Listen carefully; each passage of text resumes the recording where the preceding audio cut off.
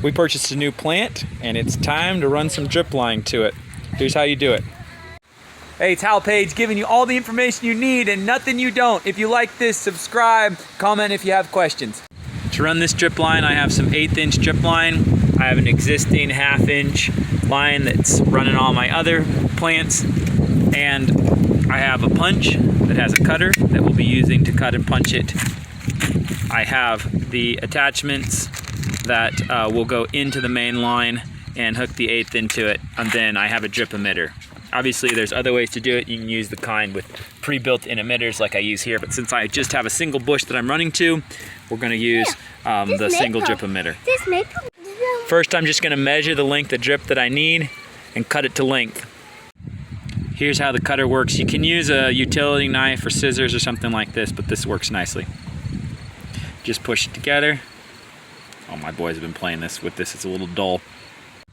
To attach your 1/8 inch line to the main line, you're gonna need something like this. There are other types of attachments, but this is just a barb to a barb. It works perfectly. And then we're gonna take the punch a hole for the barb, and then run the line. When you're punching the line, choose a hole location that is the direction you want the line to come off of. So on the same side that you need the line to run to. And try not to put it right into the ground. Put it so it's going out in a nice horizontal direction. Here's how the punch fits on to the pipe. And then you're just gonna squeeze it. Same thing. When you're done, this is what the hole looks like. And if you end up wanting to fill it later on, there are just simple plugs you can poke in there to, if you no longer have a plant that you need to run water to off of the line. Just going to insert the barb into it, into the poly pipe. Then do the same with the 1/8 inch. In fact, actually it's easy to do the 1/8 inch first, but I got excited filming this video. But anyways, if you put the 1/8 inch into its side first, then it's easier. If the weather's cold, warming this up can make it easier, but with a little bit of warm water, but it's plenty warm enough and it slid right on. Now we're going to attach the emitter to the end of the line. There's a lot of different kinds of emitters. This is a pressure compensating kind, but it doesn't particularly matter. Well, it actually does, but anyways, we're using the pressure compensating dripper here. I think this is 1 gallon per hour. Last tip, if you're locating the dripper on a hill a little bit like I am where it's sloped, you want to place it uphill of the plant. You can use a landscape stake to stake it down. In fact, in this case I may have to. Or you can put it near the base and trust, yeah, I'm going to stake it down.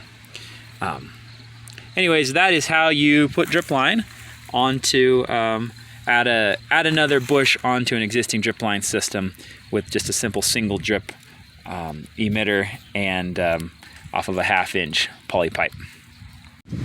Alright, so this is a used landscape staple that I had, and you can use this to secure all kinds of poly pipe, including 1/8 inch, and I'm just going to pick the location where I want the dripper to emit, near the base of the plant, and then I'm going to use the landscape staple by pushing it in to hold it in place.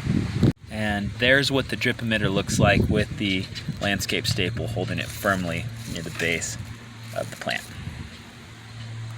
Again, subscribe, comment if you have questions. If you want to see a video on my whole watering system and how I do my yard on poly pipe and drip irrigation, you can click the link to the video that'll probably be showing up sometime around now.